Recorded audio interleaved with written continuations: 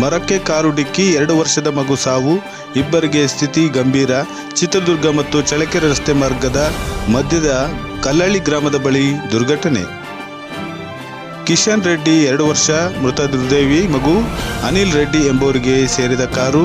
Police ಇಲಾಖೆಯಲ್ಲಿ ಕಾರ್ಯನಿರ್ವಹಿಸುತ್ತಿರುವ ಅನಿಲ್ ರೆಡ್ಡಿ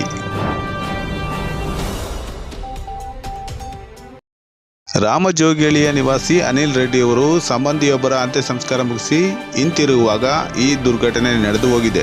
ಆಕಸ್ಮಿಕವಾಗಿ ಕಾರು ನಿಯಂತ್ರಣ ತಪ್ಪಿ ಮರಕ್ಕೆ ಡಿಕ್ಕಿ ಹೊಡೆದಿದೆ.